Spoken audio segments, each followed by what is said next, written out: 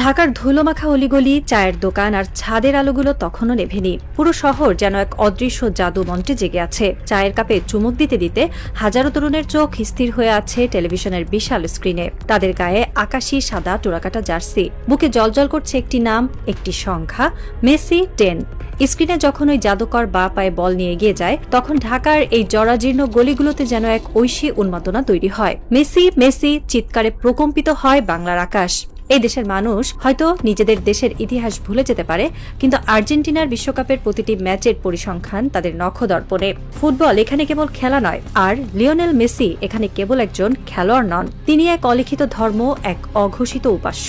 কিন্তু এই অন্ধ প্রেমের উল্লাসে মত্ত থাকা বাংলাদেশের তরুণরা কি জানে, তারা যে আকাশি সাদা জার্সি পরে উল্লাস করছে, সেই পতাকার ছায়াতলে আজ কি ভয়ঙ্কর এক দানবীয় শক্তির উত্থান ঘটেছে?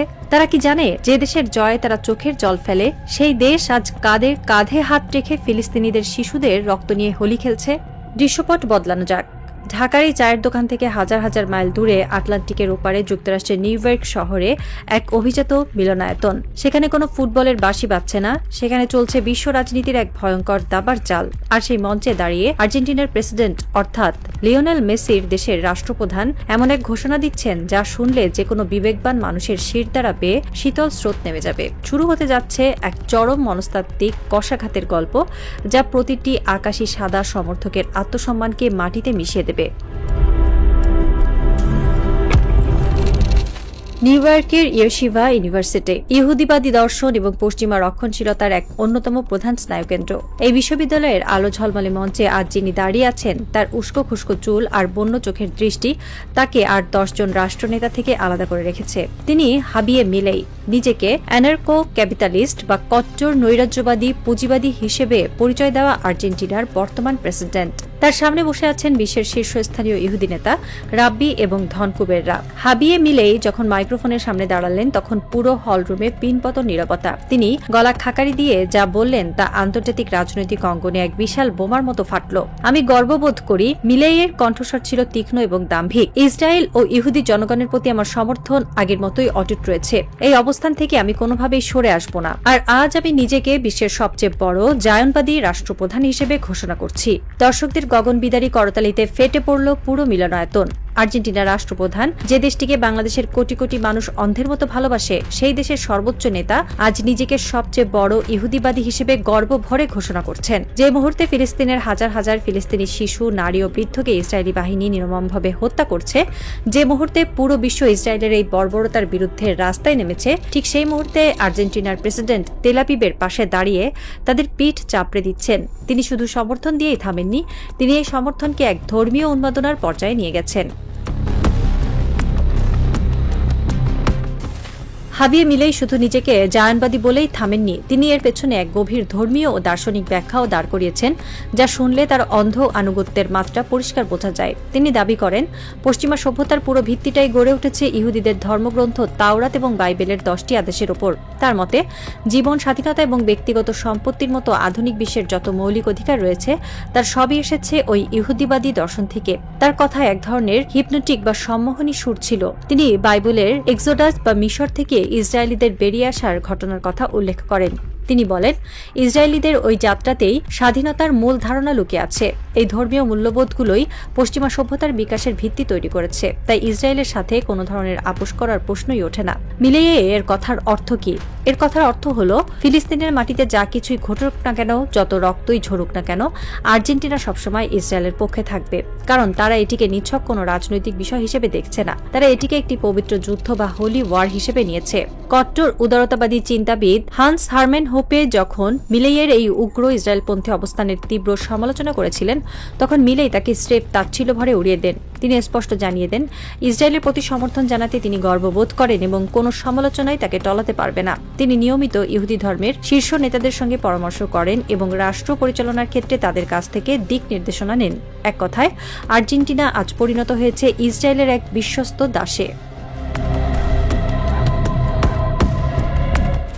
এখন প্রশ্ন হলো, এই ভূ রাজনৈতিক নোংরা খেলার সাথে লিওনেল মেসির কি সম্পর্ক? কেন বাংলাদেশের আকাশি সাদা ফ্যানদের এই গল্প পড়ে লজ্জিত হওয়া উচিত? সম্পর্কটা এখানেই যে মেসি কেবল একজন খেলোয়াড় নন, তিনি হলেন আর্জেন্টিনার অফিসিয়াল কালচারাল অ্যাম্বাসেডর বা সাংস্কৃতিক দূত। যখন হাবিয়ে মিলেই নিজেকে বিশ্বের সবচেয়ে বড় জায়ানবাদী হিসেবে ঘোষণা করছেন, তখন লিওনেল মেসি এই রাষ্ট্রেরই প্রতিনিধিত্ব করছেন। বাংলাদেশের যে তরুণেরা শুক্রবার জুম্মার নামাজের পর গাজার মজলুম মুসলমানদের জন্য চোখের জল ফেলে ফিলিস্তিনের পতাকা হাতে নিয়ে ইসরায়েলের বিরুদ্ধে স্লোগান দেয়, তারাই আবার শুক্রবার রাতে মেসির জয়ে আনন্দে মিষ্টি বিলায়। এর চেয়ে বড় হিপোক্রেসি বা ভণ্ডামি আর কি হতে পারে? একটু ইতিহাসের পাতা উল্টানো যাক। লিওনেল মেসির সাথে ইসরায়েলের সম্পর্ক আজকের নয়। 2018 সালে জেরুজালেমে আর্জেন্টিনা এবং ইসরায়েলের মধ্যে একটি প্রীতি ম্যাচ হওয়ার কথা ছিল। সে সময় ফিলিস্তিনিদের তীব্র প্রতিবাদে ম্যাচটি বাতিল হয়, কিন্তু মেসি বা আর্জেন্টিনা ফুটবল অ্যাসোসিয়েশনের ইসরায়েল প্রীতি তাতে একটুও কমেনি। মেসি যখন ইসরায়েলে যান, তখন তিনি হাসি মুখে ইহুদিদের পবিত্র দেয়াল ওয়েলিং ওয়ালে গিয়ে মাথায় কিপ্পা, ইহুদিদের ঐতিহ্যবাহী টুপি পরে প্রার্থনা করেন। তার সেই ছবি সারা বিশ্বের ইসরায়েলি মিডিয়া গর্বভরে প্রচার করে। ইসরায়েলের ধনকুবের এবং স্পন্সরদের সাথে মেসির বিলিয়ন ডলারের ব্যবসায়িক সম্পর্ক। যে ইসরায়েলি স্টার্টআপগুলো ফিলিস্তিনিদের ওপর নজরদারি করার প্রযুক্তি বানায়, তাদের অনেকের সাথেই পরোক্ষভাবে জড়িয়ে আছে পশ্চিমা কর্পোরেট বিশ্ব, যাদের ব্র্যান্ড অ্যাম্বাসেডর স্বয়ং লিওনেল মেসি। আর গাজার শিশুরা যখন বোমার আঘাতে ছিন্ন ভিন্ন হয়ে যাচ্ছে, তখন এই ফুটবল দেবতার মুখ থেকে কি একটি শব্দ বের হয়েছে? ফিলিস্তিনের পক্ষে কি একটি সহানুভূতিমূলক পোস্ট তিনি দিয়েছেন? না, তিনি চুপ। কারণ তিনি জানেন তার দেশের প্রেসিডেন্ট হাবিয়ে মিলেই ইসরায়েলের সবচেয়ে বড় বন্ধু। তিনি জানেন তিনি নীরব থেকে মূলত ইসরায়েলের এই বর্বরতাকেই সমর্থন দিয়ে যাচ্ছেন। আর আমরা বাংলাদেশের বোকা ফ্যানরা সেই নীরব বিশ্বাসঘাতকের ছবি বুকে ধারণ করে রাস্তায় ঘুরে বেড়াচ্ছি।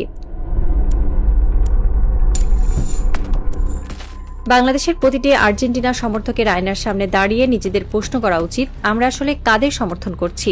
আপনি যখন বাজার থেকে 1000 টাকা দিয়ে একটি আর্জেন্টিনার অফিসিয়াল জার্সি কিনেন, আপনি যখন তাদের স্পন্সর করা পণ্যগুলো কেনেন, তখন সেই অর্থের একটি অংশ আর্জেন্টিনার অর্থনীতিতে যুক্ত হয়। আর সেই অর্থনীতি আজ পরিচালিত হচ্ছে এমন এক প্রেসিডেন্টের দ্বারা, যিনি নিজেকে গর্ব ভরে সবচেয়ে বড় ইহুদিবাদী বলে দাবি করেন। ভাবতে পারেন, আপনি এমন একটি দেশের পতাকা আপনার বাড়ির ছাদে উড়াচ্ছেন, যে দেশ প্রকাশ্যে ঘোষণা দিয়ে ইসরায়েলের পক্ষে দাঁড়িয়েছে, যে ইসরায়েল প্রতিদিন আপনার ফিলিস্তিনি ভাই বোনদের রক্ত পান করছে। আপনি সেই ইসরায়েলের সবচেয়ে ঘনিষ্ঠ মিত্র দেশের জাতীয় দলের জয়ে উল্লাস করছেন। আমাদের আবেগ কতটা অন্ধ হলে আমরা এই সহজ সমীকরণটা বুঝতে পারি না। আমরা বলি খেলাকে রাজনীতির সাথে মেশাবেন না, কিন্তু মিলেই কি খেলাকে রাজনীতির বাইরে রেখেছেন? তিনি তো আর্জেন্টিনার রাষ্ট্রপ্রধান হিসেবেই এই ঘোষণা দিয়েছেন। যখন পুরো আর্জেন্টিনা ইসরায়েলের পাশে দাঁড়িয়েছে, তখন আপনি কিভাবে আকাশি সাদা জার্সিকে শুধু খেলা বলে চালিয়ে দেবেন? এই দ্বিচারিতা, এই মেরুদণ্ডহীনতা আমাদের পুরো জাতিকে বিশ্বের সামনে এক হাস্যকর বস্তুতে পরিণত করেছে। ফিলিস্তিনিরা যখন দেখে যে বাংলাদেশের মানুষ তাদের জন্য কাঁদছে, আবার পরক্ষণে ইসরায়েলের সবচেয়ে বড় মিত্র দেশ আর্জেন্টিনার জয়ে রাস্তায় নেমে নাচানাচি করছে, তখন তারা আমাদের এই সস্তা আবেগ নিয়ে কি ভাবে? মেসি হয়তো অনেক বড় ফুটবলার, তার বা পায়ের জাদু হয়তো মোহনীয়, কিন্তু একজন মানুষের একটি দেশের নীতি ও মানবতার বিরুদ্ধে যখন দাঁড়ায়, তখন সেই জাদুকে বর্জন করার মতো সাহস কি আমাদের নেই? নাকি আমাদের বিবেক ওই ফুটবলার জার্সির কাছে চিরকালের জন্য বন্ধক রাখা হয়ে গেছে? আজ যদি আপনি একজন সত্যনিষ্ঠ মানুষ হন, তবে আপনার বুকে ওই আকাশি সাদা জার্সিটা একটা জ্বলন্ত কয়লার মতো বিঁধতে বাধ্য। ভাবুন সেই দৃশ্যটার কথা। ফিলিস্তিনের কোনো এক ধূলিসাৎ হওয়া হাসপাতালের নিচে চাপা পড়ে আছে একটি 5 বছরের শিশু। তার শরীরে রক্ত, চোখে আতঙ্ক, তার মাথার উপর দিয়ে উড়ে যাচ্ছে ইসরায়েলি ড্রোন। আর ঠিক সেই মুহূর্তে আটলান্টিকের ওপারে আর্জেন্টিনার প্রেসিডেন্ট হাবিয়ে মিলেই ইহুদি রাব্বিদের সাথে শ্যাম্পেইনের গ্লাস হাতে নিয়ে ইসরায়েলের বিজয় কামনা করছেন। আর সেই একই সময়ে আপনি ঢাকার রাস্তায় দাঁড়িয়ে আর্জেন্টিনার জয়ে আতশবাজি ফোটাচ্ছেন। এই দৃশ্যপট কি আপনার বিবেককে একটু দংশন করে না? আপনার কি একবারও মনে হয় না যে আপনি আসলে ওই ফিলিস্তিনি শিশুটির হত্যাকারীদেরই পরোক্ষভাবে উদযাপন করছেন? আর্জেন্টিনার প্রেসিডেন্ট যখন বলছেন পাশ্চাত্য সভ্যতার ভিত্তি হলো ইহুদি আদেশ, তখন তিনি মূলত ফিলিস্তিনিদের অস্তিত্বকেই অস্বীকার করছেন। তিনি স্বীকার করে নিচ্ছেন যে ইসরায়েলের যে কোনো কর্মকাণ্ড, তা যত বর্বরই হোক না কেন, তা বৈধ। আর লিওনেল মেসি সেই দেশের জাতীয় দলের অধিনায়ক হিসেবে এই নগ্ন রাজনীতির এক অবিচ্ছেদ্য অংশে পরিণত হয়েছেন। বাংলাদেশের ফ্যানরা মেসিকে ঈশ্বর বানিয়েছে, আর সেই ঈশ্বর আজ এমন এক বেদিতে দাঁড়িয়ে আছেন যার প্রতিটি ইটে লেগে আছে ফিলিস্তিনিদের রক্ত। এই সত্যটা হজম করা হয়তো কঠিন, কিন্তু এটাই চরম বাস্তবতা। রাত এখন ভোর হওয়ার পথে।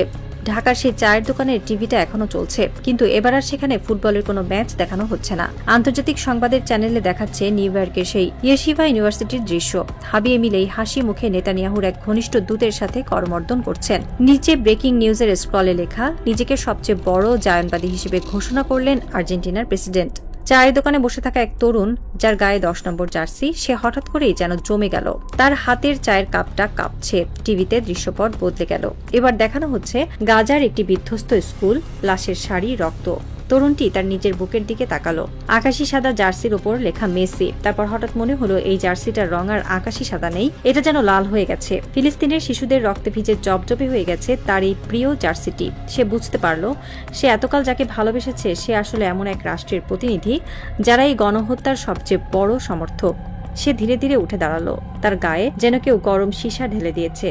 সে তার গায়ের জার্সিটা খুলল, ধুলামাখা রাস্তায় ছুঁড়ে ফেলল সেই পরম আরাধ্য বস্তুটিকে। বিশ্ব রাজনীতির দাবার বোর্ডে আজ আর কোনো কিছুই আলাদা নয়। খেলা, রাজনীতি, ধর্ম, রক্ত সবকিছু আজ মিলেমিশে একাকার হয়ে গেছে। পরাশক্তিগুলো যখন তাদের নগ্ন রূপ নিয়ে বেরিয়ে আসে তখন এই সস্তা আবেগগুলোর কোনো মূল্য থাকে না। আর্জেন্টিনার প্রেসিডেন্ট তার চাল দিয়ে দিয়েছেন। তিনি ইসরায়েলের পাশে দাঁড়িয়ে এক নতুন ভূ রাজনৈতিক স্নায়ুযুদ্ধের ডাক দিয়েছেন। আর লিওনেল মেসি তার নীরবতার মাধ্যমে সেই ডাকে সায় দিয়েছেন। এখন বাংলাদেশের ফ্যানদের সিদ্ধান্ত নেওয়ার পালা। তারা কি নিজেদের আত্মসম্মান, বিবেক এবং ফিলিস্তিনি ভাইদের রক্তের সাথে বেইমানি করে এই আকাশি সাদা পতাকাকেই আঁকড়ে ধরে থাকবে, নাকি এই লজ্জার চাদর ছুঁড়ে ফেলে দিয়ে মানবতার পক্ষে দাঁড়াবে?